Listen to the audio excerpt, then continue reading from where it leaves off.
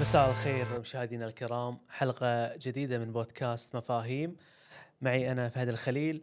أستضيف اليوم الإعلامي ومدير القناة الرياضية في تلفزيون الكويت سابقا الأستاذ باقر دشتي أبو فيصل. أبو فيصل، اليوم حلقة استثنائية عن الرياضة الكويتية وعن اختطاف دوري زين إذا صح التعبير وخصخصته إلى القطاع الخاص. وهناك موضوعات كثيرة مثيرة للجدل. أنا سمعت وأنت زميل وتقدم معي في نفس القناة أستاذ باغر، أن أنت حاولت أنك أنت يعني تأتي بمجموعة من الضيوف رياضيين للحديث حول أزمة الرياضة في الكويت وحول دوري زين، لكن البعض رفض ذلك. أرحب فيك أستاذ باغر أبو فيصل، يا هلا مرحبا، حياك الله. يشرفني أكون معك أخوي فهد، واليوم كنا قلبنا الطاولة. أي. العادة أنا أستضيف أنا تحت أمرك باللي تبي. الله يحفظك إن شاء الله أبو فيصل، أنا سعيد جدا بهذا اللقاء حقيقة. أبو فيصل، بداية أنا أبي أخذ الجانب الشخصي من باقر دشتي. أنت كنت لاعب سابق بنادي اليرموك، وأيضا يعني درست في أمريكا، ومن ثم يعني انتقلت إلى تلفزيون الكويت في قطاع الرياضة، ومن ثم مديرا لتلفزيون قناة رياض. قناة رياضية لتلفزيون الكويت في 2002 تقريبا. أبي أتكلم عن هذه التجربة الطويلة أبو فيصل. طيب، ما تفيد المشاهدين هذه، يلا نقولها. لكن نبي أوكي نعرف احنا أوكي. يعني كتوثيق. في السبعينات أنا لعبت نادي اليرموك. الثمانين طلعت لي بعثة إلى أمريكا أكمل بكالوريوس تربية رياضية، وأخذت بكالوريوس تخصص تدريب. رجعت صرت مدرس إلى أن صرت موجه في وزارة التربية. في نفس الوقت كنت أدرب نادي اليرموك إلى ما بعد تحرير دولة الكويت في 92. آخر 92 جاني عرض من أخ ورشحني لتلفزيون الكويت، اللي عمري ما فكرت أن أكون مذيع أو أدش تلفزيون الكويت. ما كنت تفكر انك كنت ولا تكون ولا ولا ولا مذيع؟ ببالي أصلا، بس كنت أبي أطلع من وزارة التربية، اي أروح أي مكان، اي. بتخلص من التدريس. سووا سنة الدمج وكذي وهذا. فقابلت الأخ محمد القحطاني بعشر دقائق، قال لي أنت راح تنتقل عندنا وتصير رئيس قسم الأخبار الرياضية في إدارة الأخبار.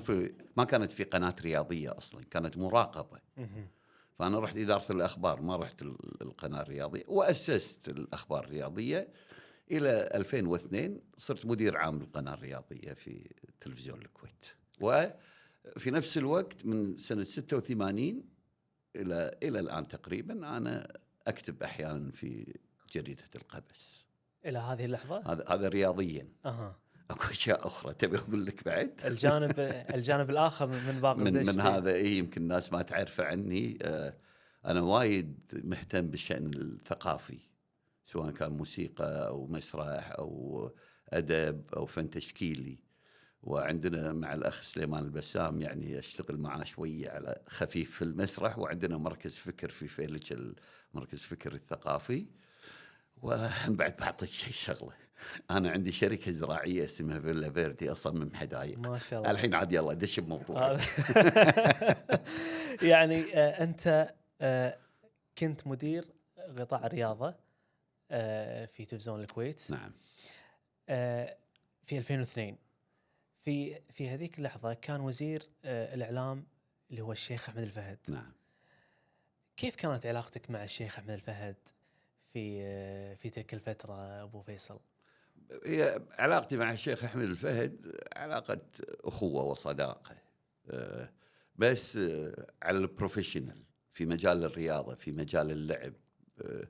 ما عندي صداقه انه مر البيت ولا مر الديوانيه، بس علاقه رسميه. حتى مع الاخ طلال ما بيني وبينهم الا كل القصه اللي صارت ان انا شلون اخذت القناه الرياضيه، صار تحدي بيني وبينه. بينك وبين الشيخ أحمد الشيخ الفهد؟ احمد الفهد نعم، في مكتبه. أنا كنت في إدارة الأخبار وما رقوني، زعلت، قعدت ببيتنا أسبوعين. درى ناداني يقول زعلان، قلت له أي زعلان؟ الكل يترقى، لا أنا مش معقول، وأنا لي الحق أن أكون مدير إدارة الآن. فقلت له القناة الرياضية كان وضعها جدا سيء في ذلك الوقت حقيقة. قلت له القناة منهارة والصحافة قاعد تكتب، عطني إياها خلال 6 أشهر، أنا إذا ما طورتها أقدم استقالتي وأوخر. وصار هذا. عاد أنا ما أدري طورت ما طورت، المشاهدين يقولون، أنتم تقولون. اعتقد سويت شويه بس تغيير. استمرت علاقتك مع احمد الفهد حتى ما بعد يعني بعد ما اخذت المنصب؟ نعم. استمرت علاقتك مع احمد الفهد ابو فيصل؟ بعد ما طلع من الاعلام بالضبط. ما في ما اعتقد ما صار تقدر صار لي يمكن 15 سنه ما كلمت لا هو ولا الشيخ طلال، ما كلمت اي احد رياضي الا ربعي اللي اعرفهم في الوسط الرياضي، شفتهم في مكان معين في عرس في بعيد عنكم عزاء او كذي طبعا اسلم وارحب. شنو احنا اخوان نختلف بالاراء ولكن ما نختلف شخصيا. شفت شيء انا اشوفه انه بمصلحه الرياضه الكويتيه اقولها بوجه الشيخ احمد الفهد واقولها بوجه الشيخ طلال الفهد. وكثيرا ما تناجرنا انا وطلال الفهد في كاس الخليج، ما زعلنا تناجرنا، هو يقول صح وانا اقول له صح، الى ان نصل الى حل في المنتصف. هذه كانت الرياضه الكويتيه. شو اللي تغير بين الامس وبين اليوم ابو فيصل؟ يعني انت تقول انت كنت تتناجر مع الشيخ طلال وايضا مع الشيخ احمد الفهد، نتناقش. بالضبط، يعني يوصل الى نقاش حدي نوعا ما. نعم بس توصلون حق صيغه تفاهميه بينكم، بالضبط. وتوصلون حق بينكم تحطون مثل ارضيه مشتركه، توصل حق نتيجه في موضوع في معين موضوع هو محدد. يقول هذا الصح اللي لازم نسويه عشان نحل هالمشكله، انا اقول له لا المفروض نسوي هذا الحل، فنقعد نتناقش الى ان نصل ان فعلا الراي الصح هو اللي يجب نقول نوصل للنص. كان في نقاش، كان في ود، كان في تفاهم. هذا الان ما اعتقد انه موجود. ايام الشهيد بعد كانت اكثر بصراحه. الله يرحمه الشيخ فهد الأحمد. ابو فيصل، يعني ما استدعى هذه الحلقه الاستثنائيه، وانا اصر على انها استثنائيه، انك انت حاولت تتواصل مع مجموعه من الرياضيين. نعم وكان هناك رفض انهم يطلعون معاك. نعم. ما اسباب هذا الرفض يعني ابو فيصل؟ الحديث عن مساله الدوري زين اليوم وتحويله للقطاع الخاص، وعن الازمه الرياضيه كشكل عام، يعني بشكل عام. ليش هناك رفض ابو فيصل؟ ما حدث خلف الكواليس. معروف في الوسط الرياضي منو انا، يقولون عني لساني طويل، فيمكن هناك تخوف ان يبون يطلعون معاي.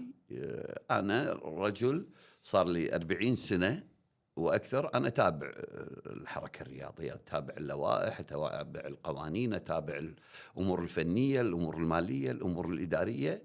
اعتبر نفسي باحث صغير، يعني اتابع على الاقل شنو اللي قاعد يصير، فاعرف المعلومات اللي قاعد تصير.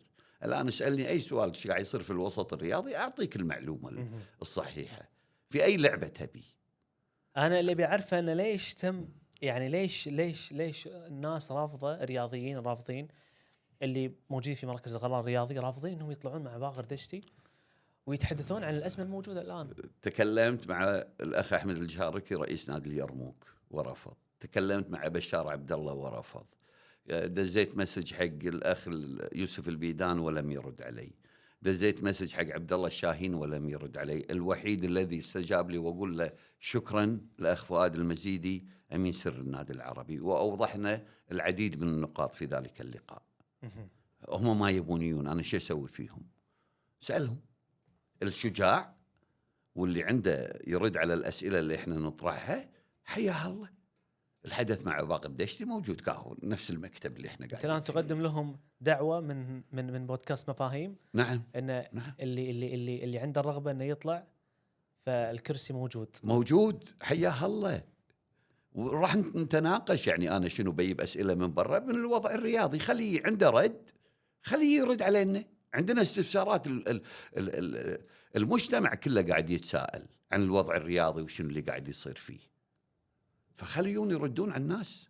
ليش الكل مسكر على نفس الباب؟ اكيد اكو شيء، اكيد مو فاهم، اكيد ما يقدر يرد. ليش فؤاد المزيديه؟ لأن الرجل عنده ثقة بنفسه ورد على كل الأسئلة بكل وضوح. البقية ما يبون يجون كيفهم، إن يبوا ضيوف غيرهم عندي وراح يشوفون أكو رجال بالكويت تحجة. جميل أبو فيصل. أبو فيصل، يعني نبي ناخذ الأزمة الرياضية بشكلها العام. يعني سنوات طويلة جدا المنتخب الكويتي لا قادر يسوي شيء بكاس آسيا، لا قادر يسوي شيء بكاس الخليج، لا قادر يوصل كاس العالم. الرياضة بشكل العام في الكويت أصبحت يعني شبه مدمرة بالكامل في كل قطاعاتها. نعم. فما هي الأزمة، يعني وين الخلل في أزمة الرياضة في الكويت؟ أوكي. أنت لما جيت سنة 59 حل طلع مرسوم أميري أيام الشيخ عبد الله السالم الله يرحمه بحل جميع جمعيات النفع العام والأندية في الكويت. سنة 61 لما صارت وزارة الشؤون أعادوا بقانون لا أذكر أعتقد ما أدري شنو على سنة 62 بإعادة إنشاء الأندية، فتكونت أول 4 أندية اللي هي الكويت والعربي والقادسية والشباب. بعدها توالت إنشاء الأندية في المناطق اللي هي 16 نادي إلى الآن. هذه استمرت، هذا القانون 62 بدأت تصير عليه تعديلات. حلو. ليه جاء قانون النكسة، أنا أسميه قانون دمار الحركة الرياضية، قانون 42/78 الذي ينص أن الرياضة لشغل وقت فراغ الشباب. فصار عدم اهتمام، هذا وقت فراغ الشباب. جينا بس كانت رجالات في الأندية. ذمتك كانت جمعيات العمومية في الأندية ما تتجاوز 50 إلى 100 شخص. لم يكن هناك تنافس على مجالس الإدارات، الكل جاي يبي يخدم النادي. الآن الجمعيات العمومية وصلت إلى 5، وذلك الوقت لما كان 50 واحد في الجمعية العمومية المدرجات كانت تنترس لكل الأندية. إحنا بنادي اليرموك كان عندنا جمهور، مع أن إحنا مؤسسين في فيلتشة زين صار عندنا جمهور لأن مستوانا زين. حلو. أوكي. فكان المجتمع كله يعاضد. خالتي عرباوية بيتهم بالدسمة وكان نادي العربي بالدسمة. إذا فاز نادي العربي تحط سحارة بيبسي بالفريج وتبطل حق الناس. فكان المجتمع كله مع الحركة الرياضية. بعد التحرير بدأت تصير الفكرة، لا تعال الجمعية العمومية بالنادي، إذا جبت لي أنا 10,000 ولا 5,000 هذول استغلهم في انتخابات الجمعية التعاونية، استغلهم في المجلس البلدي، استغلهم في مجلس الأمة. أوكي. وليس مهم هذول يحضرون المباراة ولا لا. بالنسبة لي شنو المهم بالنسبة أنا لي؟ بس أبيهم ينتخبوني أمسك مجلس إدارة النادي. ولما تمسك مجلس إدارة النادي وأنت عندك 5,000 واحد، أي عضو مجلس أمة يرشح نفسه، أي واحد بيجيك بيقول لك جيب لي ربعك وأنا أضبط أمورك.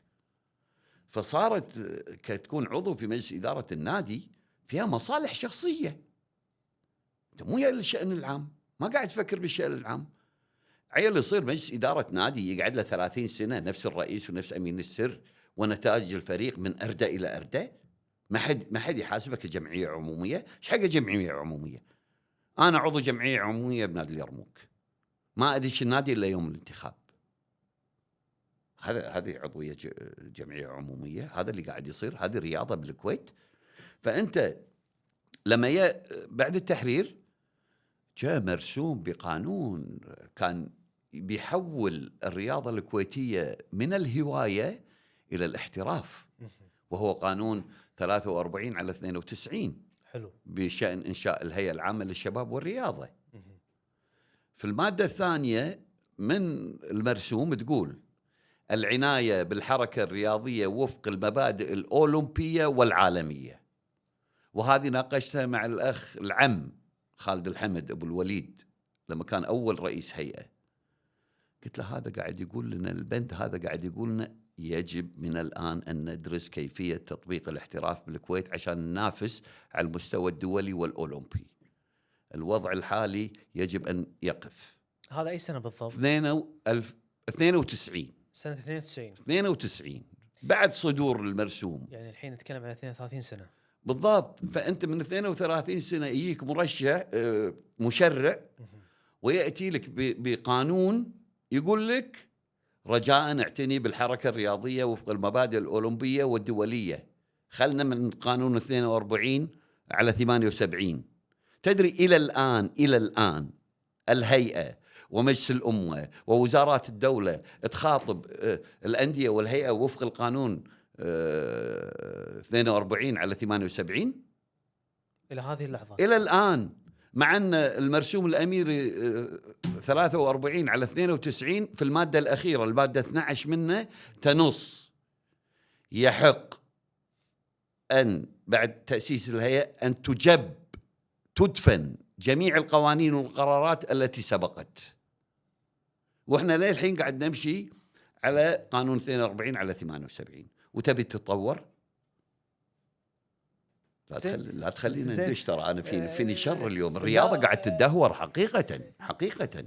يعني أنا بصراحة أبو فيصل، أنا ليش الحديث عن أزمة الرياضة؟ لأن أنت اليوم قاعد تشوف أن دول الخليج، أنا ما بقول لك الآن الدوريات الأوروبية ولا حتى يعني بقول لك أنا دول الخليج، يعني الجيران اللي حولك الآن في نماذج، يعني الدوري القطري، الدوري الإماراتي، الدوري السعودي الحين أصبح تقريبا يعني مشاهد عالميا الدوري السعودي اليوم يعني كنموذج. يعني عملوا تطبيق الاحتراف، الملاعب، المنصات الرياضية اللي عندهم اليوم. يعني صارت السعودية اليوم يعني بيئة صراحة جالبة لكل المحترفين العالميين، يعني اللي حصدوا جوائز عالمية يعني.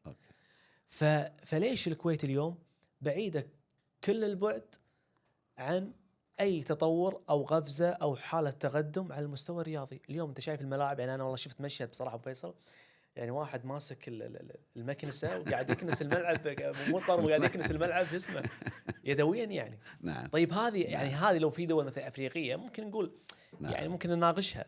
بس اليوم في الكويت، دولة نفس الكويت يعني من أغنى دول العالم، ما عندنا مثلا جهاز آلي نقدر نكنس فيه الملعب من الماي. بنعلمهم هذا حركة كويتية يعني، بس احنا ننفرد فيها، احنا مو منفردين بكل شيء. شيء غريب صراحة. شوف خلنا أكون واقعي ولا يزعلون علي دول الخليج. أنا أرحب بالمملكة العربية السعودية باللي سوته، بس أحطه ضمن خانة العلاقات العامة، الPR مال السعودية.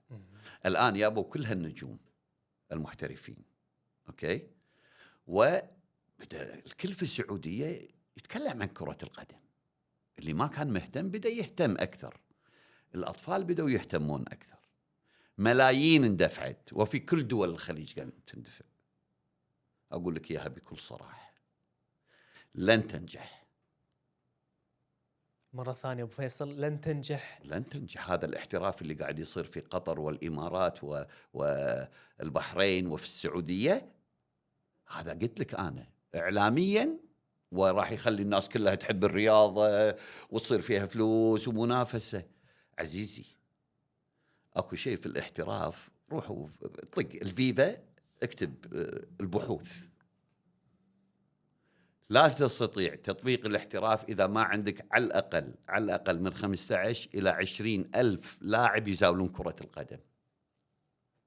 أنت في الكويت عندك 16 نادي، اضرب كل نادي في 6 فرق سنية في كرة القدم، بس أتكلم حلو، يعني في 150 لاعب، اضرب 150 في 16، 1600 1700 لاعب. أوكي، حلو. أنت من 1000 لاعب يلا طلع نجم، من 1000 لاعب يلا طلع لك نجمين، نجوم. قاعد تحكي رونالدو، قاعد تحكي ميسي. حلو. ما قاعد تحكي أي لاعب، أي شخص يؤدي دور لاعب كرة قدم. نص لاعبين اللي بالكويت ليس لاعبين كرة قدم، هم ناس يحبون كرة القدم، يمثلون دور لاعب كرة قدم. ولكن يعني خلني بقول لها، وأنا من 86 أكتب بإيمان قطعي، إذا ما في رياضة مدرسية ونشاط مدرسي من المرحلة الابتدائية إلى المرحلة الثانوية، لن تقوم قائمة لأي حركة رياضية مهما تضخ من أموال. لازم عندك بشر يلعبون كرة. أنت عندك 950 مدرسة تسكر أبوابها من الساعة 2. عندك فوق 5000 مدرس تربية بدنية ومدرسة تربية بدنية في جميع التخصصات. ليش ما يفتحون المدارس بعد الظهر؟ ليش ما نستغل الملاعب هذه؟ ليش ما نفتحها؟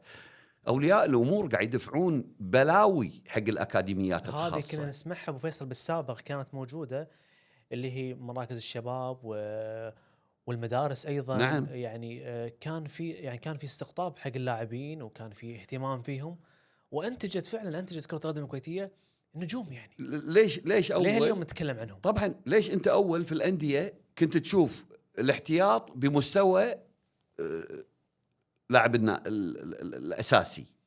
ها شوف، يعني انا ولد رميثيه، في كل احنا 13 قطعه كنا برميثيه، في كل قطعه اكو على الاقل 3-4 ملاعب. حلو. غير هذا كانت الانديه الصيفيه، غير هذا كانت الانديه الرياضيه، غير هذا كانت مراكز الشباب. فالكل قاعد يلعب كره، فاكو عدد كبير من اللاعبين. تدري اكو نجوم انا لعبوا معاي احسن من فتحي كميل، واحسن من جاسم يعقوب، واحسن من فيصل الدخيل، لان يمكن اهاليهم ما كانوا يرضون يروحون النادي، او ما يحب يروح النادي، او ما حد شافه.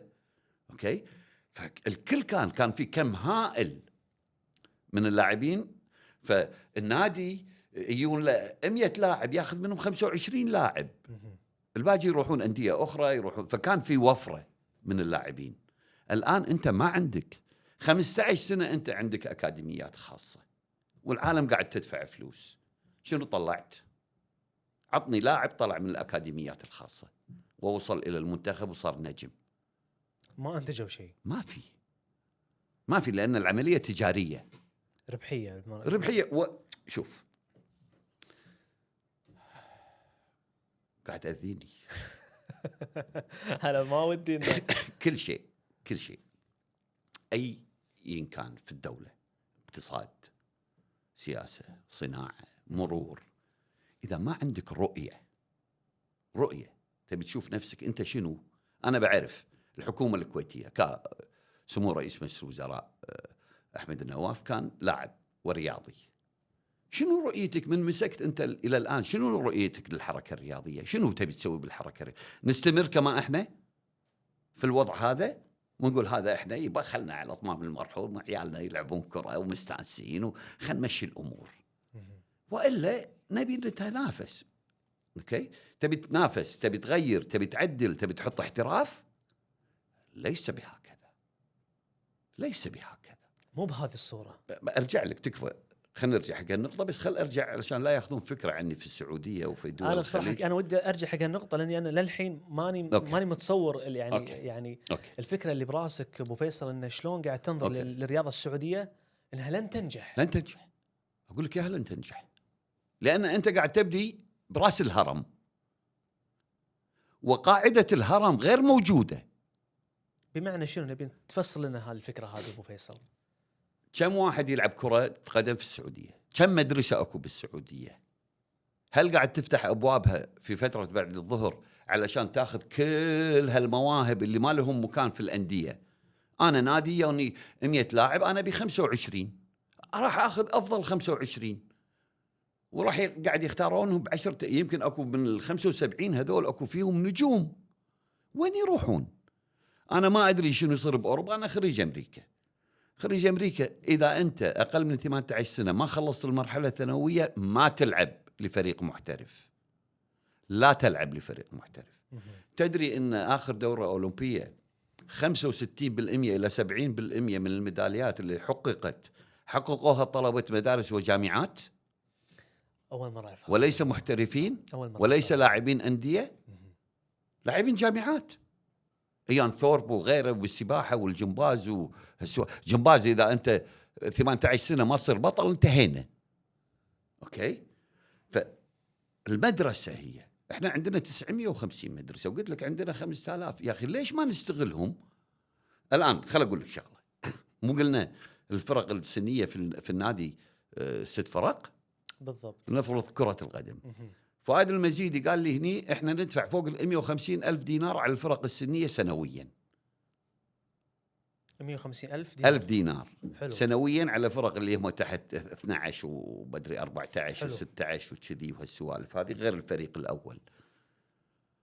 إذا احنا 16 نادي في 150,000، هذه 1,700,000 تقريبا، 1,600,000 أو 2,000,000 دينار. عطهم فيصل مقصيد رئيس الاتحاد المدرسي والجامعي، خلي يفتحون المدارس. امنع الفرق السنيه من الانديه. يا رجل النادي العربي في 6 فرق سنيه ما عنده ملعب. تقولون استاد العربي او استاد الملاعب الكويت ليش مو زينه؟ بس شنو الفرق يعني بين المراحل السنيه في النوادي وبين لما تكون في مراحل سنيه مثلا في مدارس او في مراكز؟ اوكي. انت الحين قلت لك قاعد تاخذ 25 لاعب. حلو. اوكي.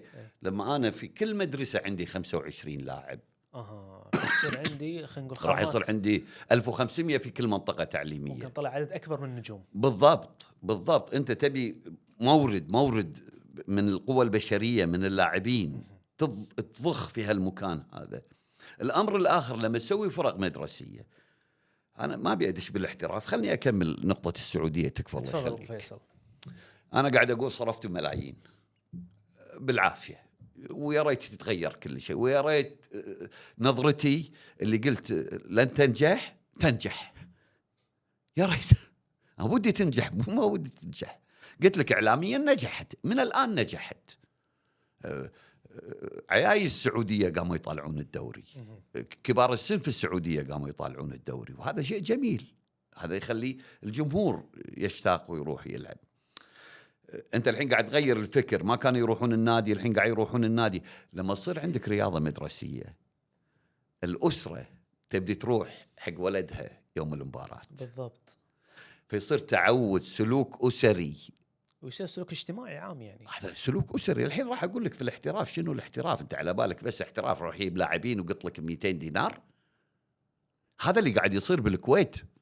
على الاقل السعوديه عندهم ملاعب تليق بلاعب محترف. حلو. حتى هني ماكو شيء في الكويت يدعو إلى الاحتراف، ولا شيء، ولن تستطيع تطبيقه.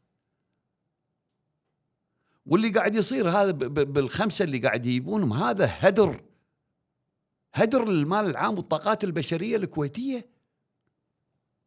أنا أحطه في خانة الجريمة اللي قاعد يصير في الرياضة الكويتية حقيقة. كل القائمين يجب أن نقعد ونتحاكم اللي قاعد يصير. تبي تغير؟ أنت يعني وضعتنا الآن تحت المقصرة الجمهور السعودي، الجمهور الرياضي السعودي يعني. فأبي توضح عدم نجاح التجربة الرياضية في السعودية واستقطاب نجوم العالم إلى الدوري السعودي، وتحويل الدوري السعودي اليوم إلى أن يكون دوري حتى متجاوز وعابر لكونه دوري عربي. أوكي، هي خطوة أولى في طريق النجاح. إذا ما تتلوها خطوات أخرى. تبيني أتكلم عن الاحتراف؟ شنو الاحتراف؟ تفضل فيصل. تبيني أتكلم لك عن الاحتراف؟ تفضل. شوف، إحنا اللي نفهمه أن الاحتراف هو ضخ أموال في شراء لاعبين، في تصليح منشأة، في كذي. شوف، الاحتراف هو أولا سلوك أسري. الأسرة اللي تحث ولدها على ممارسة الرياضة، هي اللي تتابعه في مبارياته، هي اللي تغير أكله، هي اللي تغير سلوكه في النوم، سلوكه النفسي يكون غاضب، تعلمه، تهديه. هو سلوك اجتماعي. لما الأسرة تهتم في الرياضة يبدأ المجتمع كله يهتم بالرياضة. أوكي؟ هو سلوك تربوي.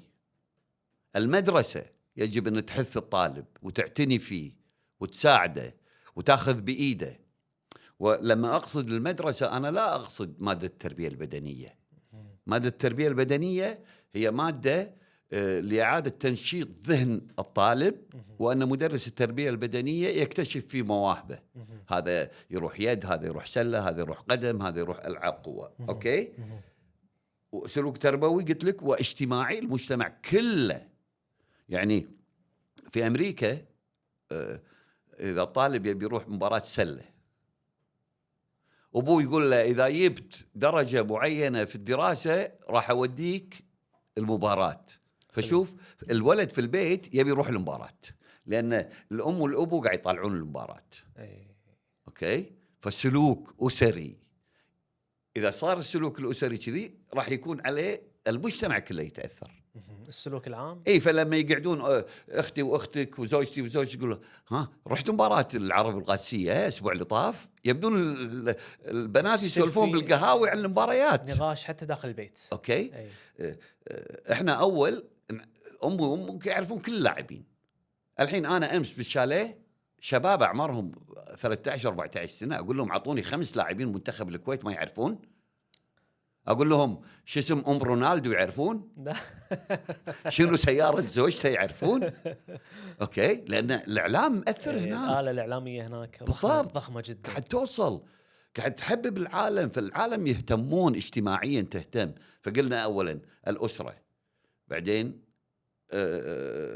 تربويه، بعدين المجتمع اعلاميا، كيف توصل النشاط الرياضي الى الاسره في بيتها. التكنولوجيا اللي الان لما تشوف مباراه في الدوري الانجليزي او الدوري الاسباني كنا قاعد طالع شو، كنا اوركسترا قاعد قدامك، الالوان واللاعبين والمستوى الفني والجمهور. صحيح. هذا يخليك الله كانت معزوفه سينما بالضبط، اوبرا او دار اوبرا مثلا. بالضبط. بالضبط، من الكاميرات، من الزوايا، من صحيح. الدنيا يعيشونك حتى في المباراه. التعليق، حتى التعليق ابو فيصل يعني. طبعا لا تدخلني في تعليق. كثر اكثر شيء يكرهني في متابعه الدوريات العالميه هم المعلقين العرب. احنا مدارك مباراه 90 دقيقه ما تسكت. انا ما اعرف اسامي اللاعبين لان هذول يسولفون، انت اسمك معلق، دخلتنا بسالفه ثانيه قاعد نتكلم عن الاحتراف. المهم انت قاعد تعلق، تعلق على شيء يصير قدامك، هذه اللغه العربيه هذه. صح. تعليق على مشهد قاعد يصير قدامك. صح. فلان عطى باص، فلان راحت كذي، راحت كذي، الكره طلعت برا، اقرق باللي تبي. خلنا نكمل. تفضل فيصل. الاحتراف سياسه البلد. تتدخل. اوكي. الصين وامريكا تصالحوا على فريق تنس بينج بونج. اوكي، تتدخل.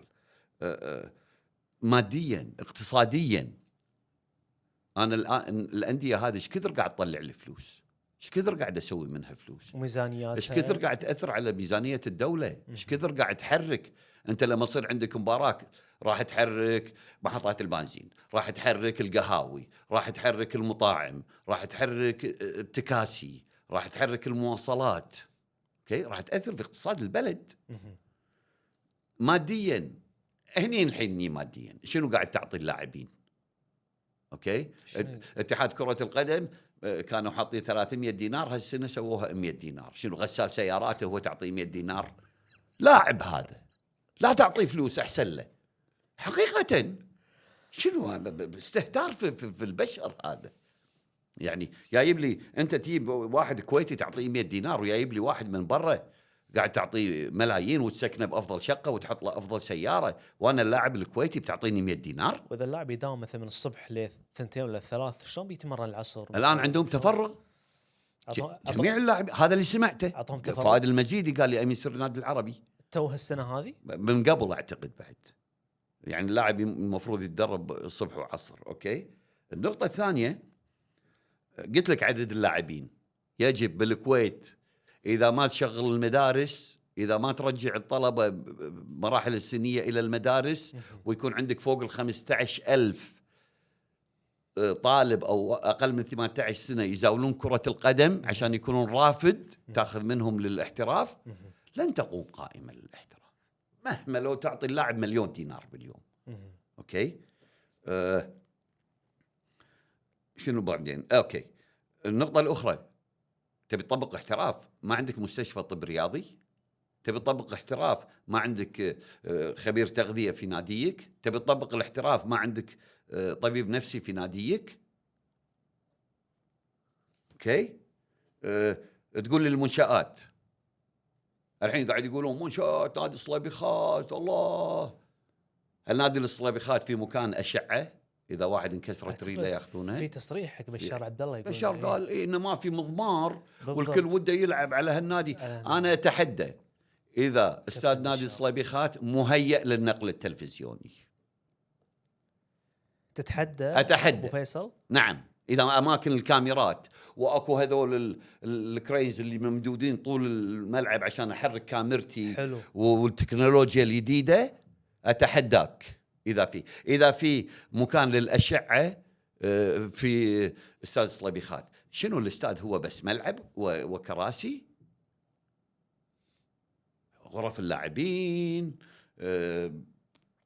عيادات، اماكن التدريب. مو غشمره يا جماعه، مو غشمره اللي هي العمليه انك بس تروح تجيب لاعب من برا. انت تقول لي الملاعب ليش مو زينه في الانديه؟ ماكو ثيل بالعالم. انا بالزراعه قلت لك عندي شركتي في الليفيردي، ها خل اسوي دعايه على الاقل، اطلع منكم بشيء زين. ماكو ثيل بالعالم تلعب عليه 6 ساعات يوميا 7 ايام في الاسبوع ويتم صاحي. ما في. تقدر تدش انت اي استاد في السعوديه غير حق المباراه؟ ممنوع. ما يدخلونك، تحط ريلك في الملعب الا للمباراه. الاستاد لا يستخدم للتدريب. قبل المباراه بيوم المدرب ياخذهم على اساس ياخذون على وضع الملعب، وملعبهم يعرفونه يعني، ها، بس ما يتمرون عليه كل يوم. احنا كل انديه الكويت استاد واحد كل الفرق يتدربون عليه في 6 ساعات في اليوم. ما يجوز. ليش اقول لك لازم الفرق السنيه تروح حق المدارس، والمدارس كلها فيها منشآت. خل نصرف يا اخي 50 مليون دينار على تغيير منشآت المدارس، وخلينا نحرك النشاط المدرسي، ونخلي الأندية بروحها هذه حق الدرجة الأولى. حلو. تاخذ من المدارس. اكو نظام اسمه نظام الدرافت في امريكا. ايون مثلا اخر الموسم يشوفون أسوأ نادي مدافعين فيه، يعطونه الاولويه انه يختار من بين لاعبين المدارس افضل مدافعين. اللي عنده أسوأ هجوم يكون له انه ياخذ افضل هجوم من هذول. في تبادل، في نظام محترف، ولا يبي لك دراسات ولا بحوث ولا شيء. دق على الاتحاد الامريكي تكفى طرشول لنا اياه واخذ التجربه كامله بس جاهزة. يعني انا قاعد اقول لك اياه، واقول لك اياه حق كل دول الخليج. اصرف كثر ما تبي فوق. صرفت 100 مليون فوق على الاحتراف، اصرف 50 مليون على المدارس. خلي يصير عندك رافد، لا تروح هباء منثوره. هذه الفلوس اللي قاعد ندفعها على اللاعبين. بس على الاقل يقولك ان المنتخب الارجنتيني في كاس العالم يطاف ابو فيصل فاز على الارجنتين، يعني وكاد بشكل او باخر راح يوصل دور 16، بس قاعد يصعد كاس العالم. منتخب منو؟ منتخب السعودي. اي فعنده يعني عنده خلينا نقول عنده توليفه كمنتخب اليوم من الشباب. السعوديه كم عدد سكانهم؟ بحدود ال 35 مليون الى 40 مليون. انت كم؟ احنا مليون 300 مليون 300 ألف. اي تقريبا اللي يزاولون بالسعوديه على الاقل عندهم 30-40 ألف واحد قاعد يزاولون كره القدم. الانديه في عندهم اكثر منه، اوكي، كجمهور هم اكثر منه. انا قاعد اقول لك يعني لا تاخذني غلط ولا هم، اقول لك هذه خطوه اولى جباره ممتازه راح تشد الناس الى الرياضه كره القدم، حتى على الرياضه ككل. راح تسلط الضوء على المملكه العربيه السعوديه سياحيا وكل هالامور هذه. ترى ما راح يخسرون بالفلوس هذه اللي دفعوها، راح يطلعونها هالموسم السعوديه من السياحه ومن الجمهور ومن النقل التلفزيوني ومن كل هالسوالف. انا خايف الا تنجح. انا اسف قلت لن تنجح، انا اقول خايف الا تنجح. حلو. قاعد اقول مثل ما قاعد تهتمون فوق في رأس الهرم، اهتموا في قاعدة الهرم لكي يستمر الهرم واقف. ومع ذلك احنا طبعا نتمنى النجاح كل دول الخليج على المستوى الرياضي والمستويات الاخرى الى تطوير يعني مراكزهم الحيويه والرياضيه وغيرها. انا ابو فيصل ابي اخذ موضوع هو اعتقد هو عصب هذه الحلقه اليوم، وهو عمودها الفقري. مشكله الاتحاد مع مشكله وزاره الاعلام في نقل دوري زين. اليوم اذا صح التعبير، كنا نتكلم انا وياك، انت قلت لي انه اختطف الدوري الكويتي وتم خصخصته للقطاع الخاص. نعم. شنو المشكله ابو فيصل اللي صارت؟ ونبي كل التفاصيل عن هالموضوع تحديدا. اوكي. ليعرف الجميع، احترم واقدر كل من يعمل في الوسط الرياضي ولي علاقات مميزه مع الكل، وأنا لا أنتقد أشخاص، أنتقد وضع. هناك قانون وهناك عرف. جرى العرف من يمكن تقريبا بدينا النقل الرياضي أعتقد في 65 أو في ذلك الوقت، أن الحق المطلق لتلفزيون الكويت أن ينقل المباريات في جميع الألعاب التي تقام على دولة الكويت، ويسعى عند مشاركة أي فريق أو منتخب كويتي خارج الكويت أن ينقل المباريات للجمهور الكويتي ويتحمل كل المصاريف. هذا جرت العادة. لما بعدين قالوا وزارة الإعلام احنا قاعد ننقل وشي، خلينا نساعد الأندية، خلينا نعطيهم 2000 دينار على كل مباراة تقام في ملعبه. لما صرت أنا مدير عام القناة قلت 2000 خلينا نسويها 4000. هذا قرار داخلي من وزارة الإعلام لمساعدة الأندية والاتحاد الكويتي لكرة القدم. حلو. إلى الآن في وقتي وأعتقد ليل عام لم ولن يوقع تلفزيون الكويت مع أي جهة رياضية بعقد نقل دوري محلي. حلو. المرة الوحيدة اللي أنا وقعت فيها مع اتحاد الكويتي لكرة القدم هي لنقل دورة الخليج، مو دوري محلي. دوري المحلي جرى العرف.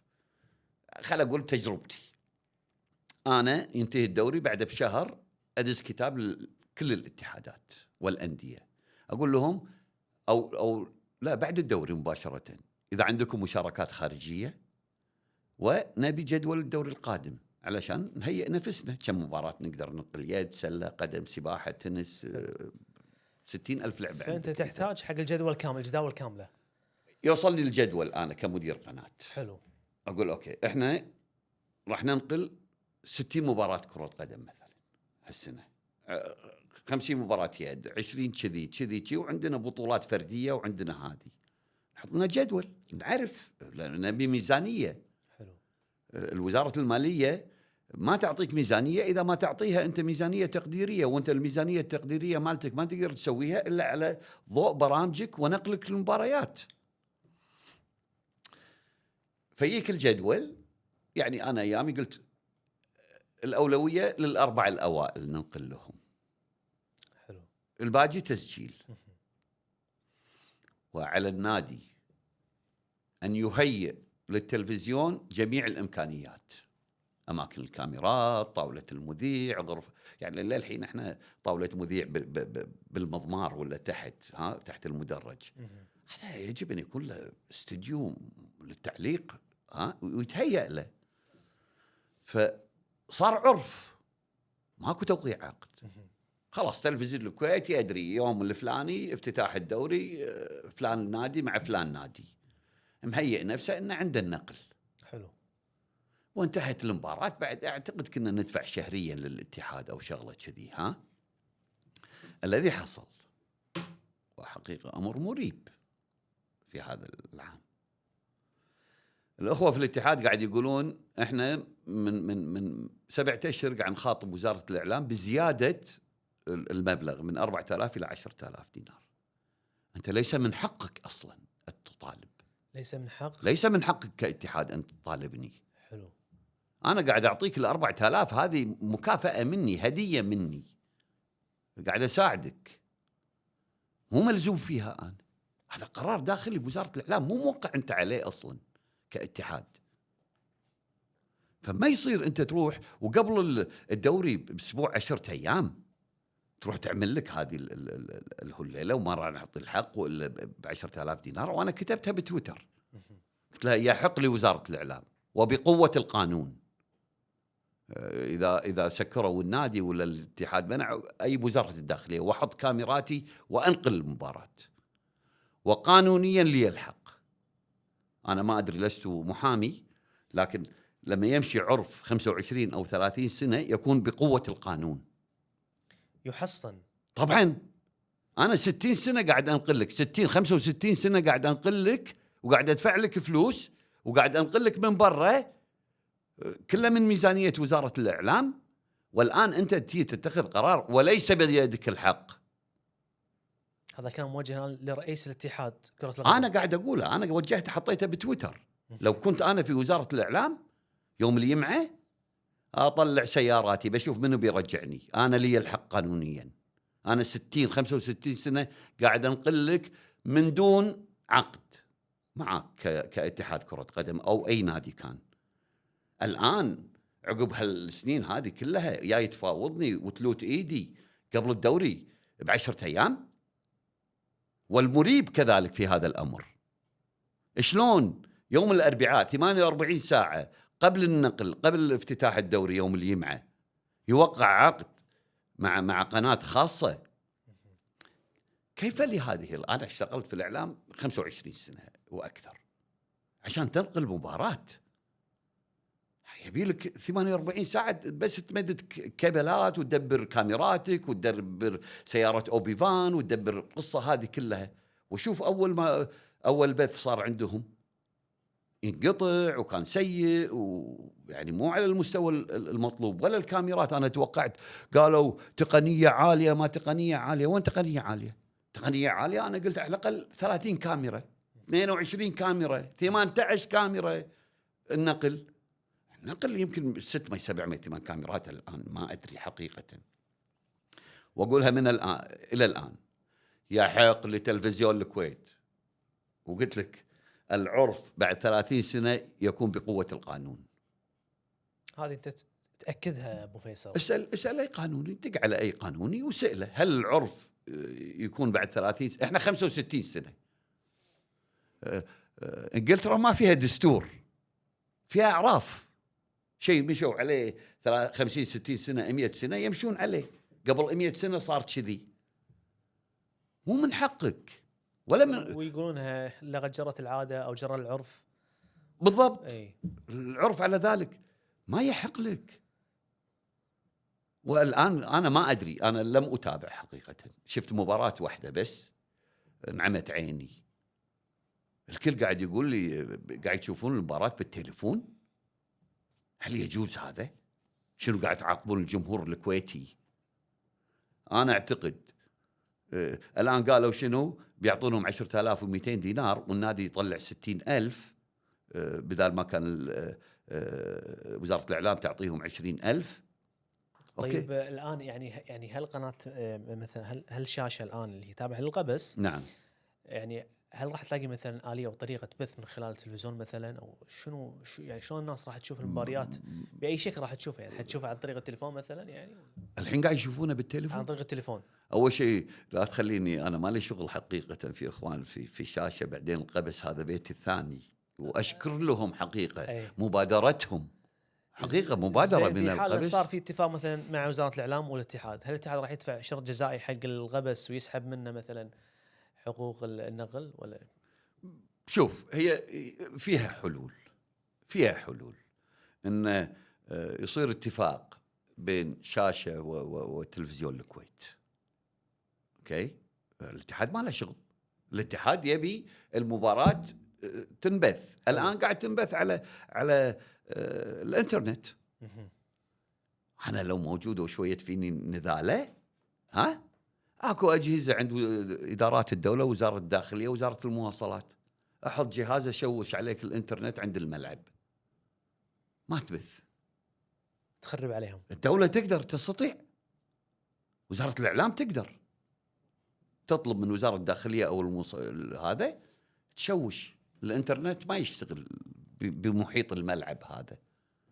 ولكن احنا ناس راقين، وزارة الإعلام يعني ناس محترمين بصراحة. أشوى اللي إن أنا ما كنت مدير القناة الرياضية في هذا الوقت لن أسمح حقيقة للاتحاد.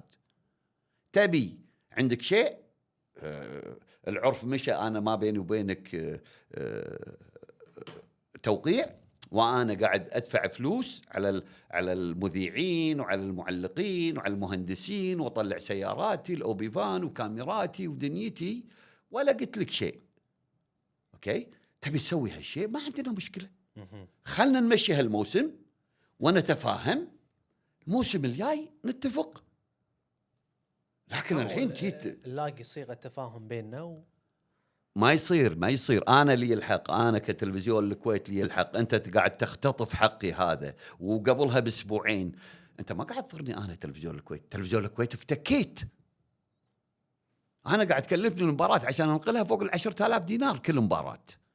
الان قاعد اوفر لي 1,000,000 دينار في القناه الرياضيه، اروح اشتري فيها مباريات خارجيه، اشتري فيها بطولات، اشتري فيها اي شيء. ايش ابي بتلفزيون، ايش ابي بمباريات المنتخب الكويت. لكن الجمهور الكويتي ايش ذنبه؟ اي بس خلي يجيبون معلقين صراحه ابو فيصل يعني يعني غير اللي قاعد نشوفهم الحين. شوف امر اخر، اكو مشكله في تلفزيون الكويت إيه. حقيقه. تلفزيون الكويت لانه هو حكومي فيفكر بس انا انتج، ما قاعد يفكر شلون انا اطلع فلوس. اكو اداره اسمها اداره الاعلان التجاري في التلفزيون، في وزاره الاعلام، هي اللي تجيب اعلانات حق الاذاعه والتلفزيون. هذه انا اعتقد اداره يجب نسفها، الغائها. ماكو في العالم كله اكو شيء كذي. اكو وكيل وعنده مدراء قنوات، كل مدير قناه وهو يروح يسوق قناته، عنده مراقب او اي احد رئيس قسم اسمه رئيس قسم التسويق. تدري اعلى راتب في مثلا CNN والبي بي سي وهذول القنوات العالميه منو اعلى راتب ياخذ؟ مدير التسويق. شكرا لانه هو اللي قاعد يمشي القناه.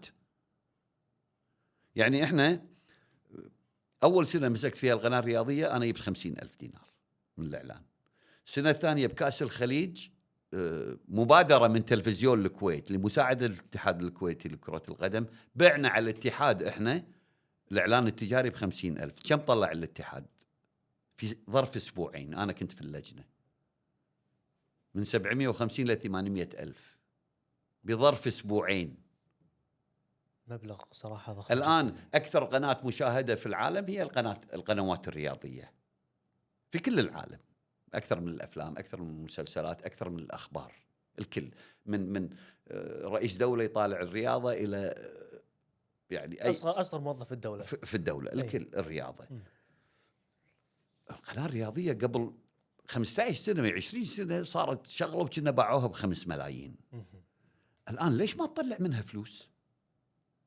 انت قاعد تنقل مباريات يد، قاعد تنقل الارجنتين، قاعد تنقل مباريات ميسي. ليش ما تتحرك الاعلان التجاري عشان لا تقول ما عندي ميزانيه؟ القناه الرياضيه تقدر تطلع منها اكثر من 2,000,000 دينار من الاعلان التجاري اذا الناس قاعد تشتغل صح، واذا الغيت اداره الاعلان التجاري وحولت الى القنوات. كل مدير قناه هذه يلا روح شوف، ما جبت هالكثر، ميزانيتك 1,000,000، ما تطلع لي نص مليون، السنه الجايه مالك 1,000,000. خلي الناس تتحرك. عشان مشتغله تلفزيونات العالم. ابو فيصل حتى انا ادري ان هذا الموضوع يؤرقك جدا ابو فيصل، بصراحه وهو مؤرق يعني كثير من ابناء الشعب الكويتي، موضوع الرياضه يعني. لان اليوم تعتبر الرياضه مو بس هي خلينا نقول محرك للشباب ومحرك مثل اقتصاد الدوله، هي ايضا يعني جانب من قفزه الدوله او تطورها، يعني على المستوى الاجتماعي وعلى المستوى السياسي والاقتصادي طبعاً. لان اصلا معظم السياسيين خرجوا من عباءه الرياضه الكويتيه. الرياضة. السيد احمد السعدون، السيد مرزوق الغانم، الشيخ حمد الفهد كذلك. نعم. الان انا ابو فيصل ابي اخذ موضوع صراحه اشوف انه مهم جدا. يعني انت ذكرت ان عندنا تقريبا وزير للشباب، نعم. وعندنا مدير هيئه، نعم. ومدير هيئه رياضه، نعم. وعندنا يعني رؤساء مراكز رياضيه كثيره في الكويت. بس السؤال، من هو المسؤول الاول عن الرياضه في الكويت؟ انا قلت لك اول شيء المسؤول الاول هو رئيس الحكومه اللي يعطينا الرؤيه. رئيس الوزراء. رئيس الوزراء او مجلس الوزراء يقول انا خلال 10 سنوات 15 سنه ابي الرياضه الكويتيه في هذا المكان. علشان كذي بحط الهيئه العامه للشباب والرياضه علشان هي توصل هذه الرؤيه. الهيئه تتبعها اللجنه الاولمبيه والاتحادات والانديه. الان الهيئه مكبله اليدين، لا تستطيع ان تتدخل في الانديه، هي فقط تدعم الأندية ماديا وتحاسبها ماديا. فنيا مو من حقها، إداريا مو من حقها. منو المفروض يجي الدور هني؟ يجي دور اللجنة الأولمبية، هي اللي مسؤولة عن الاتحادات وهي المسؤولة عن المنتخبات الوطنية. ما يصير أنت كلجنة أولمبية تشوفين اتحاد فاشل 4 سنوات ويتجدد له وأنت مكتوفة اليد، ما قاعد تحاسبين. على الأقل إذا الهيئة ما تقدر تحاسب فنيا، اللجنة الأولمبية من حقها أن تحاسب الاتحادات فنيا. إذا أنت ما تقدم لي نتائج ما راح أشاركك في بطولات ومعسكرات وهالسوالف. إحنا قاعد نطلع معسكرات ونشارك في بطولات، كنا للحين والله على أساس بس نطلع اسم الكويت. من 60 سنة إحنا وإحنا بنطلع اسم الكويت. ما يصير، خلاص انتهى هذا. لا، أنا بشارك عشان أنافس، بطلع اسم الكويت بميدالية، مو بس إنه يرفعون علم الكويت لأن أنا مشارك. انتهينا من هالسالفة هذه. يعني يجب أن نهتم بالرياضة، أن هذا الشاب أو الشابة اللي قاعد يمارس الرياضة هذا استثمار للدولة وليس له هو فقط. أنا قاعد أستثمر فيه فلوس. يعني شوف، إحنا الميدالية الوحيدة اللي عندنا في الكويت شنو في الأولمبياد؟ الرماية.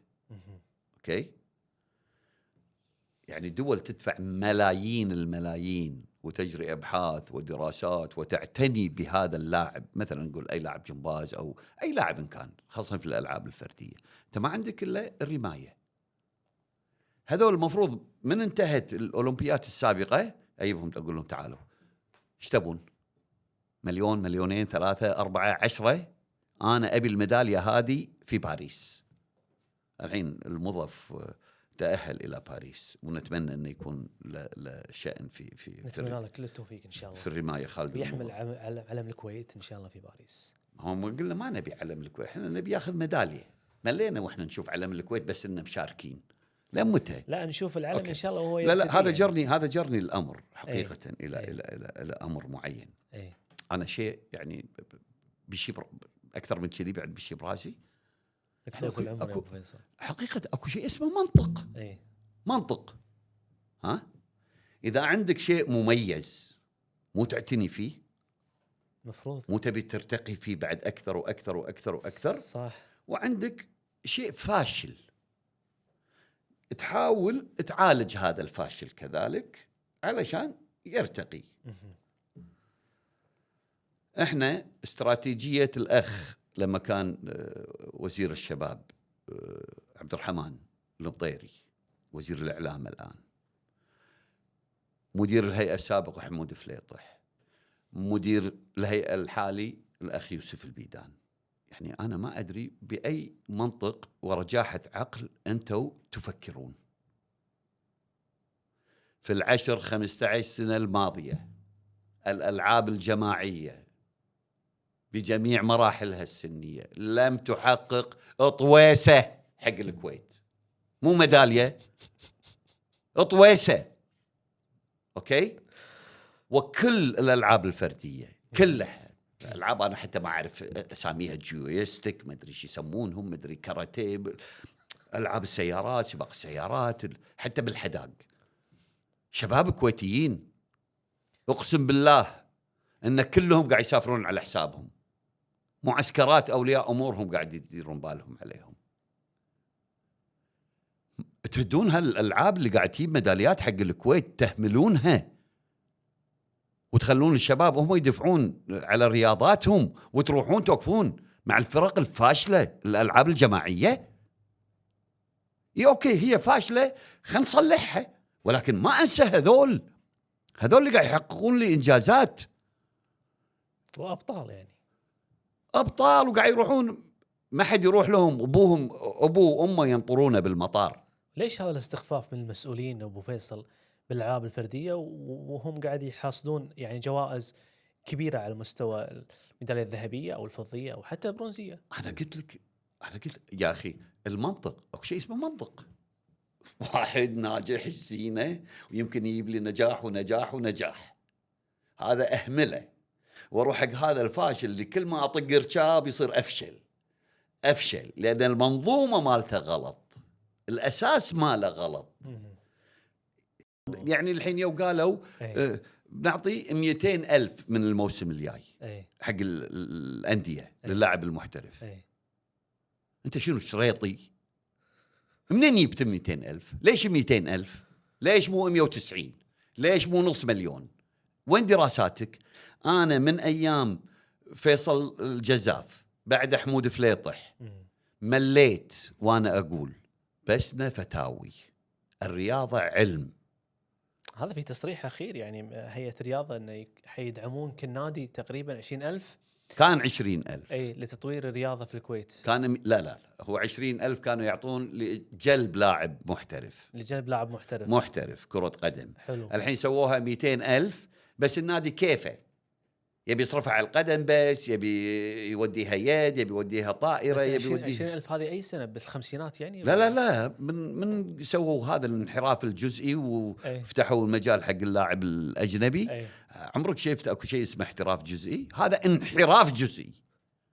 تسميه انحراف جزئي يا أبو فيصل؟ لم يكن ولا يمت إلى الاحتراف بصلة، واستغل أسوأ استغلال. أقل ناس استفادوا منه هم اللاعبين، اللي استفادوا منه الإداريين وأهلهم أكثر من اللاعبين. التفرغ الرياضي اللي قاعد يصير، أقل ناس مستفيدين منه مزاولين اللعبة. أكو ناس عمرهم ما لعبوا، أخت إداري ولا أخو إداري يبي يسافر له شهرين يروح يطلع له تفرغ أو هذا شوف، خل ننهيها وبعدين قول اللي تبي. أنا أبو فيصل بصراحة يعني الحين طول الحلقة أنت عندك نقد على المؤسسات الرياضية في الدولة. خل أكمل تكفى، أدري وين بتروح توديني. خل أكمل. قول لي. أوكي، أنا أشوفها. أنا كذي تفكيري. أنا قاعد أقول إحنا عندنا خط، عندنا الرياضة الآن والرياضة المستقبلية. أوكي، إحنا 65 سنة هني لعبنا في الوضع اللي إحنا فيه الآن، وإحنا بقدرة قادر في سنوات معينة، لأن كانوا في نجوم ورجالات دولة واهتمام اجتماعي، حققنا بطولات. الآن إحنا قاعد نرجع قري. السعودية، الإمارات، قطر ما عدلوا هني. يابوا شبول وحفروا قبر ويابوا كل هالقرارات واللوائح القديمة ودفنوها، ويابوا خبرة وناس تفهم. قالوا لهم تعالوا يبا احنا بنغير هذه 6 أشهر سنة، سووا لنا دراسة. اوكي حلو. ما يصير انت تقعد الاخ يوسف البيدان ولا يزعلون علي بعد بشار عبد الله زين منهم انه خلنا نعطي 200,000. ما يصير. شو حلمان انت بالليل اذا نعطيهم 200,000 تتطور الرياضة؟ القضية مو قضية فلوس. قلت لك أنا قعدنا ساعة نشرح عن الاحتراف إنه هو سلوك أسري وتربوي واجتماعي ومش عارف إيش ومنشآت ودنيا وكلها هذه. إحنا إلى الآن قلت لك هذا لأن هني قاعد نشتغل الآن وسابقا، ما قاعد نفكر في لاحقا ومستقبلنا. كل تفكيرنا هني يعني شوف، سووا استثمار في الأندية وسووا الانحراف الجزئي وزادوا ميزانيات الأندية. من بدت هذه والمستوى الفني في الأندية وخاصة الألعاب الجماعية من سيء إلى أسوأ، من ردي إلى أردى. إذن العملية مو قضية فلوس، هي قضية إدارة. ما في لا تخطيط ولا في مثلا يعني مسؤولين عندهم الكفاءة العالية لإدارة الملف الرياضي أو تحسين أو يعني أنا لما يقول لي والله أمين صندوق الاتحاد أو النادي ما لعب كرة، حسا ما لعب كرة. أمين صندوق ايش تبي فيه يلعب كرة؟ أمين صندوق يعرف يسوق النادي، يجيب رعاة، يجيب دنيا، يستثمر فلوس النادي. ايش أبي فيه أنا يلعب كرة ولا ما لعب كرة ولا ويعرف يباصي مثلا؟ والله يعني أوكي، مدير الكرة يجب أن يكون كان لاعب كرة زين، أما رئيس النادي وأمين السر هذول ما لهم شغل، هذول يديرون النادي. أمين صندوق أنا هذا قال حطوني أمين الصندوق، قالوا ليش؟ قال أنا أمين ما أبوق. لا ما نبيك إحنا أمين صندوق، شنو عندك مفتاح سعر؟ لا يبغى أمين الصندوق يدير أموال النادي ويستثمر أموال النادي ويجلب مدخرات للنادي. هذا اللي أنا أبي أمين السر النادي. يعني أنت ومجموعة من الرياضيين أبو فيصل حقيقة، يعني وحتى على مستويات كثيرة، يعني أنا قابلت كثير من الضيوف يعني عندهم نقد لاذع لمؤسسات الدولة الآن على الملف الرياضي، نقد لاذع. أوكي، في إخفاقات في كل شيء، لكن غلة من يطرح الحل. نعم. فأنت بعد كل هذا العرض الطويل من النقد ومن الجلد أبو فيصل حرام عليك. أنت جلدتهم جلد، حتى الأشقاء في السعودية جلدت الرياض عندهم يعني. من خوفي عليهم، من حبي طبعا لهم. أكيد ما في شك. لكن شنو الحلول اللي عندك تقدمها اليوم أبو فيصل لتحسين على الأقل الحد الأدنى من تحسين الظرف الرياضي الموجود اللي عندنا؟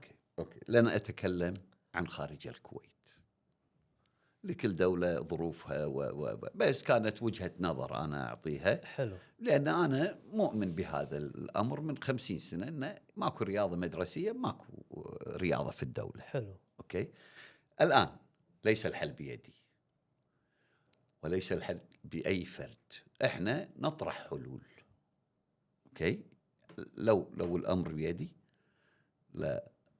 ناشدت سمو رئيس مجلس الوزراء، وأنت الرياضي وأنت اللاعب، وعلى يمينك الشيخ طلال رياضي كمال أجسام، وعلى يسارك الشيخ أحمد الفهد رياضي في جميع الألعاب، يفهم في الألعاب الدولية.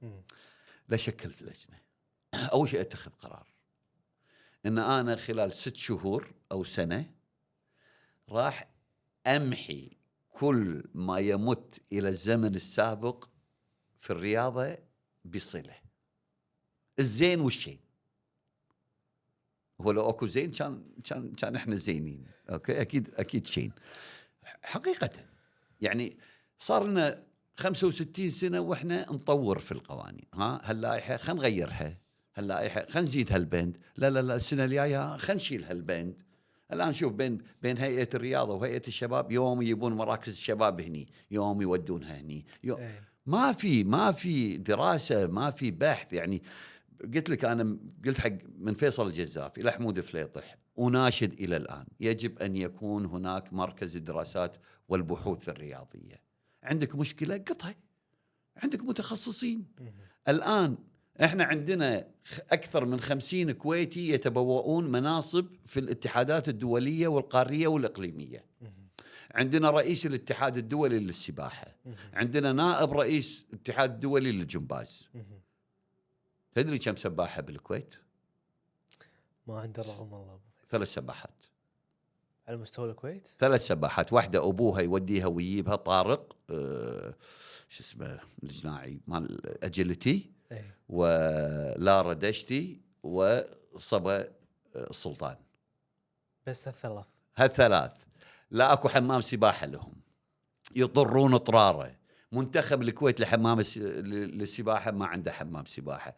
ما عندنا ألعاب جمباز، وإحنا عندنا نائب. أوكي. تدري إن إحنا ندفع، وعندنا 50 واحد قلت لك في الاتحادات الدولية، إحنا ندفع فوق 1.5 مليون اشتراكات في الاتحادات الدولية. وفي كل اتحاد دولي هناك مركز الدراسات والبحوث، يبوسون إيدك عشان تتصل فيهم، تدز لهم إيميل تقول لهم أنا عندي مشكلة في الجمباز، يا اتحاد الجمباز الدولي عندي مشكلة. الكويتيين ما يبون يمارسون الجمباز، تعالوا 4-5 منكم، أعتقد ما أدري يون على حسابهم أو ندفع لهم التذاكر والسكن والمواصلات داخل الكويت. يون يقعدون عندك 2 أسبوع شهر اللي تبي أنت، يدرسون لك الوضع، يعطونك حلول. فأنت لما تشكل هذه اللجنة وتعطيها الصلاحية بالاتصال بالاتحادات الدولية واللجان الأولمبية الدولية والقارية، وتنقي ناس هني، يعني عندك دكاترة، عندك مختصين، عندك أصحاب خبرة. أوكي. تشكل لجنة مصغرة، همها أن تجيب هالناس اللي برا، الخبراء اللي برا، يجيب الكويتيين، خلي يطرحون حلول. باقر دشيكا وقاعد يتفلسف علينا صار له ساعة، يجيبه يلا عطنا حلولك ورؤيتك حق افتحها تطوير الملف. يبا احنا فاتحين لمدة شهر حق كل كويتي عنده نظرة ورؤية لتطوير الحركة الرياضية بالكويت، لا يبخل علينا، راح ندرسها مو احنا راح ندرسها. هذه اللجنه اللي مشكله من 4-5 يجيبون هذول معطينا مقترحات كره قدم سله طائره يد، نجيب من الاتحادات الدوليه الخبراء هذول اللي قاعد يسوون دراسات. انا ليش قلت لك ما يصير عندك احتراف الا عندك 15,000 لاعب ل 20,000 لاعب؟ مو مني، الفيفا مسوين دراسات على دول عديده في العالم.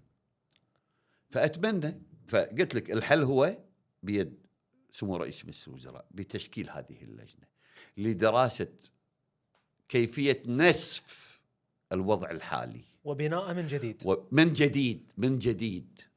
شوف، اسال اللي يرمم بيت واللي يبني بيت. هد البيت لا ترممه. أسوأ شيء يسويه بحياتك أنا الحين تبني كل أعصابك تروح. إذا ترمم يعني أسوأ من ذلك ب100 مرة، لأن تصبغ طوفة، الطوفة الثانية تبين وسخة. ولذلك يجب أن ديمولش، أنت تهدم هذا، تنسفه، توخره. تفكيرك هذا كله يتغير، الرؤية مالتك تتغير، التفكير مالك يتغير. احنا للحين 65 سنة نفكر القبس خذوا الحق ولا شاشة خذوا الحق. هذا المفروض طايف. تلفزيون الكويت انت غير، والمفروض ان احنا متجاوزينه. بالضبط. الآن لا نفقد الأمل.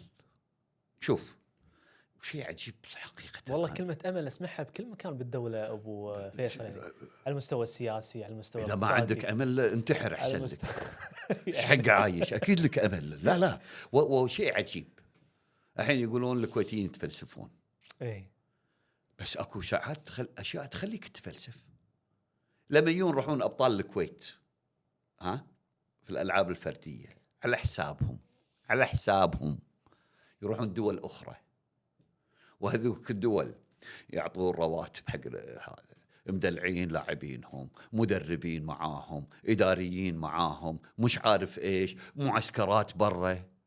ويك الكويتي باردة مبردة وياخذ الأول. هذا شنو؟ يعني معناته إحنا فينا في جيننا في إبداع، يبي أحد يصقله. فينا مواهب، فينا مبدعين، إحنا قاعد نغمتهم، إحنا قاعد نقتلهم. زين، بعد لا دخل. أنا قلت لك النشاط المدرسي أنت تدري إيش كثر إحنا قاعد نفقد فنانين في الموسيقى وفي الرسم وفي الأدب على كل المجالات والمستويات. ماكو نشاط مدرسي، ماكو. أنا إذني غير موسيقية، أول كانوا يعطوني التشيلو هذا ما أدري شو اسمه، انطق فيه ولا يعطونك هذا. يا أخي حرك المدارس. هذا أمر آخر. أنا أول شيء قلت لك سمو رئيس مجلس الوزراء يسوي اللجنة هذه لتدمير اللي حاصل الآن، ووضع رؤية ونظرة وقوانين ولوائح جديدة تسير الحركة الرياضية اللي توصلنا إلى الاحتراف. أوكي. النقطة الثانية كذلك سمو رئيس مجلس الوزراء وزير التربية وجميع مؤسسات الدولة التجارية. يا أخي إحنا عندنا 6 محافظات، 6 مناطق تعليمية. خل البنوك، خل الجمعيات التعاونية، خل الكل يساهم في الأنشطة المدرسية. خلينا نرجع يا أخي المدرسين. ما أعتقد مدرس تعطيه 300 دينار بالشهر ما يجيك بعد الظهر. الكل يبيها فوق راتبه. وبعدين خلينا نستفيد منه، كلهم ماخذين دورات تدريب. فيجب إعادة الرياضة المدرسية وسحب جميع المراحل السنية من الأندية. سحبه. خلاص أنت قاعد يلعب بالنادي. النادي اللي يبي عنده فرق سنية خلاه هو يتحمل ميزانياته. اوكي. لن يستمر دعم الدولة إلى الأندية. يجب ألا يستمر. يجب خصخصة هذه الأندية وإلغاء الجمعيات العمومية اللي فيها الآن، اللي قاعد تصير الآن، اللي قاعد تستغل في جميع الانتخابات. ولن يحضروا إلى النادي. ذيك الساعة تصير شركة تبي تصير عضو جمعية عمومية، ادفع فلوس، ساهم، شارك. أوكي. النقطة الأخرى إن الإعلام يجب أن يتغير. يجب حث الناس كلها على أن تزاول الأنشطة الرياضية. مو بس أروح أمشي ما أمشي، لا، أبي عيالي يمارسون، اللي يلعب سلة، سباحة، قدم، تنس. أوكي. لما تكون المدارس مفتوحة في مجال أن أنا أودي عيالي وكذي وهالسوالف هذه. فيجب أن يكون نغير فكر المجتمع وسلوكياته. الآن يا رجل شوف اللي قاعد يصير في الدولة، شيء مؤسف. الكيميكالز والمخدرات والسمنة. احنا أعلى دولة سمنة في العالم. صحيح، هذه آخر إحصائية. أعلى دولة. أي كايزين حالاتنا يعني. ليش؟ لأن ما في هذا الفكر. ما في. أنا ليش أضعف؟ ليش ألعب رياضة؟ آخر شيء شنو بحصل؟ دراستي أنا مو زين، مش عارف إيش مو زين مع هلي. لما يصير تفكير أسري. الحين أقول لك شغلة يعني حقيقة، لو يسووا باكر يسوون فحص دم لجميع ممارسين الرياضة في كرة الكويت، واختبار السعة الحيوية للجهاز التنفسي والقلب، أتمنى أن كلهم يكونون صاحين، ولكن أعرف غير ذلك. لو يسوون اختبار تغذية أكثرهم فيهم سوء تغذية. هذا على المستوى الرياضيين، جميع الرياضيين وأبطال الكويت خلي يروحون يسوون عليهم. وإذا في لاعب كويتي قاعد ينام صح، أنا أسوي اللي يبيه. لا أنت لاعب، أنت اخترت لاعب، شو كنت تقعد بالدواوين للساعة 12 وتشافس ركبك وتصك لك سيجارة ولا مدري أرجيلة وتقعد للساعة 2 على السوشيال ميديا؟ أنت لاعب كرة قدم، عليك التزامات. بعدين أكو دولة في العالم بذمتك، عطني دولة في العالم برامجها الرياضية بعد الساعة 12 بالليل. من بيطالعك؟ اللاعب المفروض نايم، الإداري المفروض نايم، المدرب نايم. زين، المفروض موظفين الدولة كلهم نايمين أصلاً. الكل نايم الساعة 12. بس هو العكس يعني. ما أدري، أنا ما شفت في أي دولة في العالم حقيقة. المفروض أنت الساعة 12 مسكر قناتك الرياضية أصلاً، إلا إذا أنت عندك بث خارجي مع مواعيد تختلف وكذي. فقاعد أقول لك كل شيء غلط. كل ما يحدث الآن هدر للمال العام والطاقة البشرية. أنت قاعد تهدر هذول طاقة بشرية، أبناء الكويت قاعد تهدرهم، لأن قاعد تحط لهم مدرب مو زين وإداري مو زين في الأندية في المراحل السنية، لأنه وقفوا معاك بالانتخابات. عيل نادي أنت عندك 6 فرق سنية وقاعد تجيب 5 لاعبين من برا وقاعد تشتري 3 لاعبين من أندية أخرى. ليش حط فرق سنية؟ حق شنو؟ مو المفروض يفرخون، يكونون مورد للنادي، يطلعون لاعبين؟ المفروض. ليش أقول لك إلغيها؟ ما منها فايدة في الأندية، ما منها لم تؤدي دورها في 20 سنة. عطني نجم، عطني غير شو اسمه هذا بدر المطوع، عطني واحد مميز طلع. هذول كلهم لاعبين الآخرين مع احترامي وتقديري لهم، والله العظيم هم أفضل من هذا المستوى اللي هم فيه لو كان عندهم مدربين صح من البداية وإداريين صح من البداية. الظروف ما خدمتهم. يعني ما كان في ناس. أوكي أنت مستواك 50% جيت النادي، المفروض تتدرج إلى توصل 90-100%. هذا يا النادي 50%، النادي ساهم بزيادة 10%. لو كان مدرب صح ماسكه من تحت 12 سنة ومنمي مواهبه وإبداعاته، كان هذا عندك نجوم ترسل الكويت. عندك مشكلة. الوضع الحالي هو وضع فاسد، يدعو إلى الفساد، يدعو إلى التلاعب، يدعو إلى الإهمال. ولا أنا رئيس اتحاد أو رئيس نادي خدنا الدوري ما خدنا الدوري شيء يهمني. اللي حاصل الحين بنادي العربي ونادي الكويت عاد خلي يزعلون خالد وعبد العزيز، صايره تحدي بين ونادي القادسيه او اي نادي اخر. انا عندي فلوس اكثر اجيب لاعبين اكثر اخذ عليك الدوري، مستانس انه ما اخذ الدوري. صرنا تحدي دواوين يعني. بالضبط. ولا خالد الغانم المرزوق، خالد الغانم يدير امبراطوريه تجاريه، ما يقدر يدير نادي الكويت في 500 نفر بصبع الصغير يديره. اوكي، فصايره العمليه انه هي هذا مكان ونادي واستانس اخذ الدوري. زين انا دافع $1,000,000 على لاعب اجيبه، ولما اخذ الدوري انت تعطيني 50,000 دينار. يعني معناتها انا خسران 850,000 دينار بلاعب بس. ما تدش العقل يعني. فهذا اللي قاعد يصير الان وشيء جميل حقيقه بين الاخوان اللي قاعد يتنافسون رؤساء الانديه، اللي قاعد يبون يتحدون بعض شخصيا. على الاقل احنا نشوف مستوى افضل، ولكن ليس هذا هو الاحتراف، ليس هذا التطور، ولن نتطور كذلك ما لم تحسن من سمو رئيس مجلس الوزراء بقرار من الحكومه الكويتيه بنسف اللي طاف 65 سنه.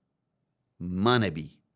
وقلت لك نشكل لجان، نجيب خبراء من برا، ورسم سياسات جديده للخطه الرياضيه جديده. احنا عندنا 2035 رؤيه الدوله، الحين صارت 2040. 2040 اي زين. اوكي هذه خطه طويله المدى. اي اوكي اي بس اكو خطه خمسيه كل 5 سنوات. انت يجب عشان توصل ل40 قسمها 5 5 5 5 ها، يصيرون عندك 4 مراحل. أي. في كل 5 سنوات يجب ان تقيم نفسك، هل انت قاعد تروح صح ولا انت قاعد تمشي غلط. يجب ان تقيم نفسك بين فتره وفتره، تقيم نفسك، تقيم ادائك، ايش قاعد تسوي، تسال نفسك. 100 مليون دينار احنا واكثر قاعد نصرف على الرياضه بالكويت. حرام دينار ينصرف عليها في الاسلوب الحالي، حرام دينار. بتقول لي عيالنا ما عيالنا، اقول لك عيالك خلي يوقفون، ما نبيهم، لان قاعد يدربون غلط، قاعد يشتغلون غلط. هذول لو تهيئ لهم الفرصه، هذول اللي يسافرون على حسابهم، تصور لو الدوله تهتم فيهم في الالعاب الفرديه، هذول شنو يسوون؟ اذا بروحهم قاعد يروحون بروحهم وعلى حسابهم قاعد يحققون لك نتائج. لو عندهم مدربين صح، لو عندهم عنايه صح. فخلنا ننهي تكفى. ابو فيصل، ما لم تنسف قبل لا وتاتي من جديد لن نتقدم. ابو فيصل قبل لا ننهي، تفضل. راح تشوف دوري زين هذه السنه على شاشه؟ انا شوف البس نظاره. اي قالوا بلاش المباريات. أي. هل يعطونا بلاش نروح نظارات يا حسن، يسوون لنا نظارات تكبر الشاشه مالت التليفون، الا تحضرها لايف، الا تروح تحضر في الملعب المباريات.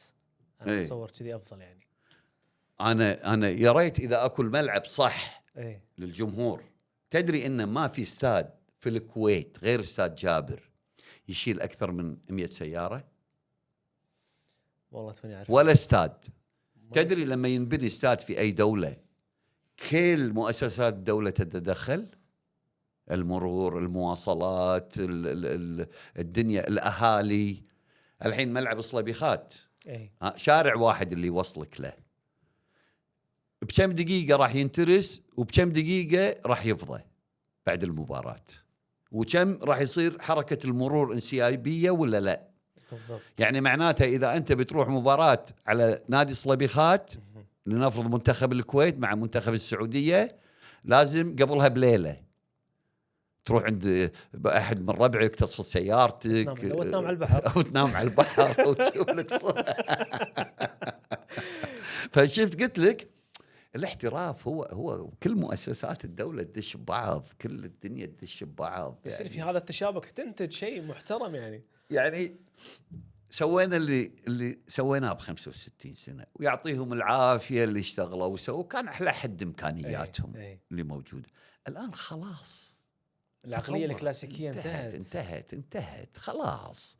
انا الان لا اصلح، خلاص. اكو شباب عقليات جباره في كل شيء، شباب 30 35 40 سنه 45، هذول الان احنا شغلنا نقول ها ممتاز فظيع، تراجع تنصح، ها بلجنه يحطونك اوكي، بس اللي بيد الشغل الهانديز هذول اللي يشتغلون بالمجال يجب ان يكونون شباب. احنا خلصنا ادينا دورنا كشباب، شلنا كاميرات ما سوينا وقصه وهذا ودربنا. الان انت تطالع تقول ترى هذا غلط، ما المفروض يصير كذي. تبدي رايك فقط وتعطي الحريه الكامله للشباب. هم اللي يا عمي الآن الذكاء الاصطناعي هذا يسوي لك يقلب لك ديرة كاملة. طبعا زين. طبعا. فأنا أتمنى وأدعو لا زلت الحكومة والمسؤولين عن الرياضة. الكويت ملأى بالمبدعين والمواهب، فقط يحتاجون إلى الصقل بجميع المجالات، والرياضة إحدى هذه المجالات. كفانا هدر للطاقات البشرية. أنا الطاقات البشرية تأثر فيني أكثر من الفلوس. الفلوس تتعوض، الطاقات البشرية لن تتعوض. فتحي كمين وجاسم يعقوب وهذول يعني معقولة 40 سنة احنا ما عندنا مبدعين كذي؟ لا عندنا، بس احنا قاعد نخربهم لأن ندربهم غلط، مسؤوليتنا عنهم غلط، قاعد نعلمهم غلط. حرام. والرياضة الكويتية الآن ليست بخير، ولكن راح يكتب لها الخير إذا غيرنا رؤيتنا وفكرتنا عن الرياضة الكويتية. كل الشكر والمحبة أستاذ باقر دشتي أبو فيصل، الإعلامي ومدير القناة الرياضية في تلفزيون الكويت سابقا. أنا سعيد جدا بهذا اللقاء، وأتمنى كنت أيضا استمتعت معاي أبو فيصل، ما كنت يعني أستفزك أو ثقيل دم عليك. على أن نلتقي في حلقات قادمة أبو فيصل. في أمان الله.